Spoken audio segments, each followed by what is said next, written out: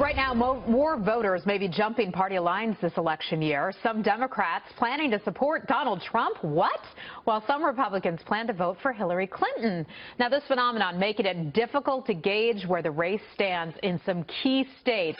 Capri Cafaro is a Democratic state senator and former Ohio Senate Minority Leader. Welcome. And Ian Pryor is the communications director for American Crossroads. And welcome to you also, Ian. Hi, Heather. Let's start with you. Republican women, some of them say they're going for Hillary or they'll just stay home.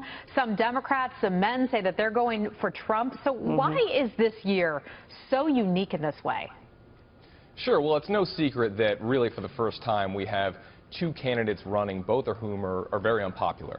But, you know, you look at Hillary Clinton, this is somebody that I think you can categorize three spots where Democrats may either stay home or go and vote for Donald Trump. One is on the issue of character. You don't have to be a Republican to be sick and tired of someone like Hillary Clinton lying, breaking the law, and getting away with it for close to 4 decades now. The second area is economic. You look at Hillary, you look at the Democratic Party, where their platform is going, and you can see white working-class families in Rust Belt states that say, this is not my party anymore. This party has gone too far to the left, and they're not looking out for me. The third spot, I think, is security. You look at security, you look at what's going on, threats from abroad, threats from within.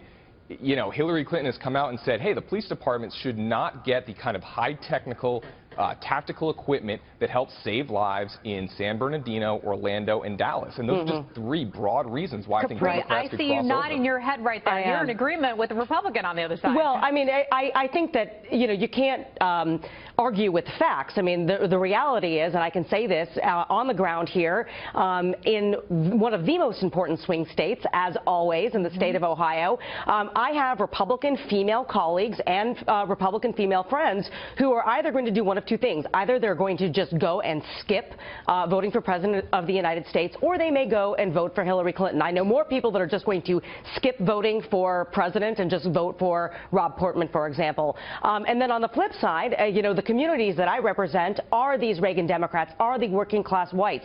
And there are many of these individuals that are looking to Donald Trump because of his message on the economy and trade. So I do agree with what what the gentleman was saying in regards to the motivating factors. Those are true in regards to honesty, security, the economy, on both sides. And I think that's exactly why it's going to be so difficult to quantify, because we don't know how many of these people are really going to cross over, and they're the ones that are going to decide the election. Well, Ian, do you see any evidence that Republican voters, at least, will stay home this year and not vote because some of them just don't like Donald Trump?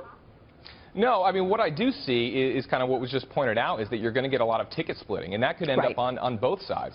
So you could be in New Hampshire, you could have somebody voting for Clinton that's going to vote for Senator Ayotte, and the same thing in Ohio. You know, Senator Portman is on the ballot. So I think you're going to see a lot of Republicans.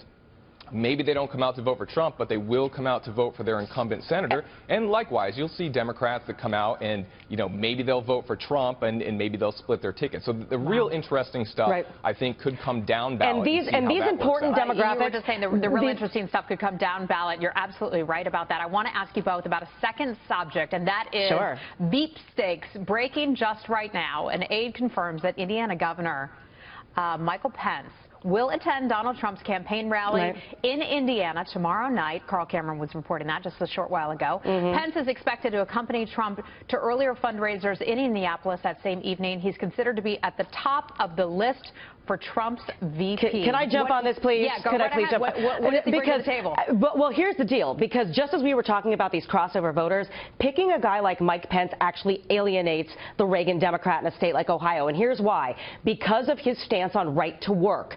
When you're looking at a lot of these, you know, traditional union voting guys, and they are looking to Donald Trump on his populist message on the economy and trade, he picks a guy like Mike Pence, who has an anti-union record, which is something that resonates with people in Ohio, in Wisconsin, where we had major collective bargaining arguments. Doesn't Donald Trump need to win the base of the party? Sure. Yeah, I think, you know, Mike Pence brings some things to the table that Donald Trump needs. He's a conservative. He can help rally the base.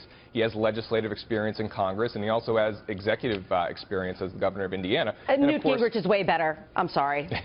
There's also General Flynn, who I think is a wild card in this whole calculation.